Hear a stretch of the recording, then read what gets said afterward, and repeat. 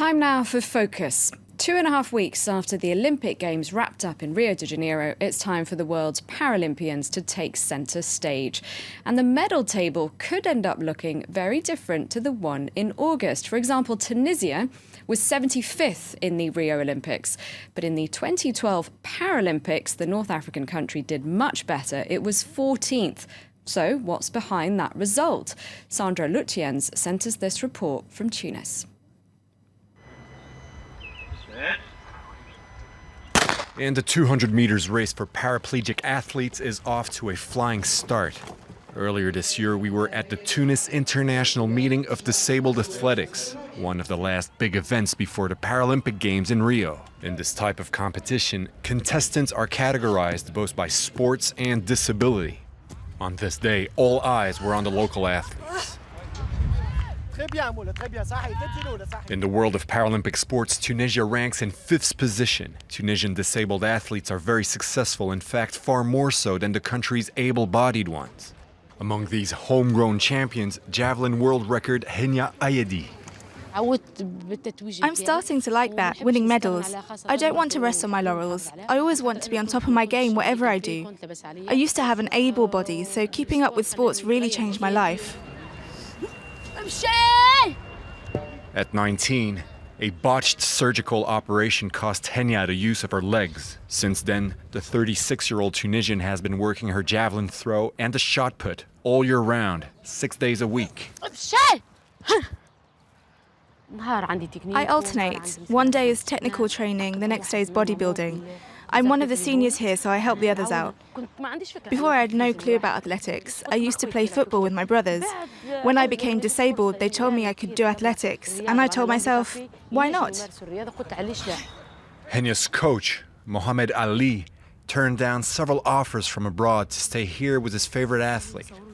He believes that when it comes to Paralympic sports, working in Tunisia makes a lot of sense. She has a lot of willpower. She's never missed training. We always try to find the best exercises suited for our disabled athletes. Also, here in Tunisia, we have national recruiters, real professionals, who do what we call prospection work in the country's centres for disabled people. They identify talented athletes and bring them back here. And that's what these two recruiters have come to do here today, in the Manouba Center for the Disabled, in a suburb of capital city Tunis. This is where Henya's talent was first spotted 15 years ago. By learning a craft, sewing, leatherwork, or welding, the disabled hope to find their way back into the workplace. But the main emphasis is Paralympic sports. I'm what's called a classifier for people with motor disabilities. There are different categories. First, I identify the type of handicap, and from there on, I assign a category to the athlete. For people who have dwarfism, like this man, I measure the length of their arms and their height in the upright position.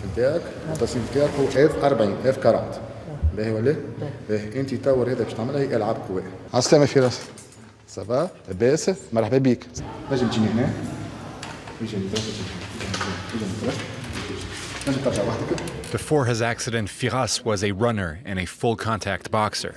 Now he's in the so-called T54 category of handy sports athletes. It's time for him to undergo a series of physical tests.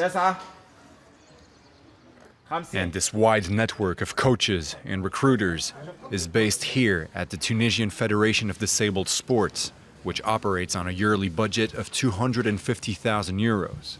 Here the rule is simple. The more the medals, the bigger the budget. We made the choice to focus all our efforts on Paralympic sports. We work all together like a family. In Tunisia, disabled people have sports to assert themselves and also to show the wider community that they exist. Tunisian gold medalists automatically become civil servants with a salary and various expenses covered by the state. Yet another incentive for the disabled athletes, most of whom come from a poor background. Other disabled people don't have the same life as we do. Sports give us so many things. Before I was disabled, I used to be like everybody else. I wanted to get married, have children, and that's it. But now I do sports, I collect medals, I have a purpose. My life is actually better than it used to be. A better life, but not quite perfect yet. Henya now wants to marry her boyfriend, become a coach, and import one of these cars specifically tailored for the disabled and which cannot be found in Tunisia. But first things first, she's now in Rio to compete for perhaps one last gold medal. Joining me now from Rio de Janeiro is Marouane Ghali from the Tunisian Federation of Paralympic Sports. Hello, thank you very much indeed for your time. Now, how did Tunisia become such an important player in the Paralympic world? Well, there is no secret for the success of Tunisia in the Paralympic Games, and especially for athletics. We are working hard. We are preparing this game since 2012, just after the Paralympic Games in London. We make some program with training camp, and also our athletes made a big sacrifice. They are in training camp 11 months per year, so they are far from their family almost the whole year. The staff also made a great job. This is the secret of our success. Just work and work. So hard work, talented athletes, good coaches, but also the support of the government. Wouldn't you say that's an important factor? You're given adequate funding? Yeah, well, actually, this year was special. It's true that we prepared these games during 4 years, but this year's was a little bit special. We had more and more encouragement from the ministry.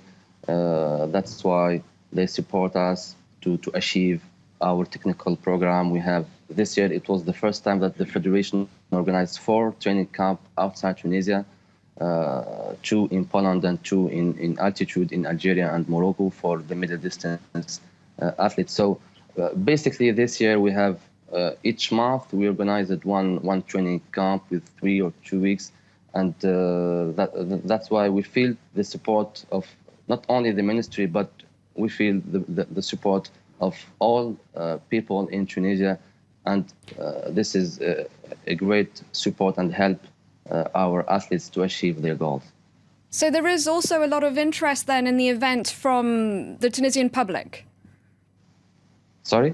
The Tunisian public then is also very much interested in the event and will be tuning in. Yeah. I think that the Paralympic Games now become not more interesting than the Olympic, but we can feel that all Tunisians care about the Paralympic Games more than before, and really this is very good, because to be honest, our goal in the federation is the social integration of our athletes, and also, of course, a sport goal. And when we feel that people watch our athletes, our Paralympian athletes, encourage them, they become famous in our country, this is really very important for us, because they feel a part of the Tunisian society. So in the last games in London, Paralympians from Tunisia got 9 gold medals. What's the goal this time around? Well, we were 5th in the final ranking in athletics in the last Paralympic Games in London with 9 medals, with 9 gold medals, 5 silver and 5 bronze. It's true that we are the top. We are in the top. Our target this year is to stay in the top and in the first country in Africa, and in between all Arabic countries. We would like to keep the 5th or the 4th place in the final ranking in athletics with at least 8 gold medals. We are working hard for this goal, and all the team can feel the responsibility and the pressure. We will start the game tomorrow, and we hope that everyone will do his job well. All right, well, best of luck to all the athletes. Thank you very much indeed for your time. Marouane Ghali, thank you. Thank you.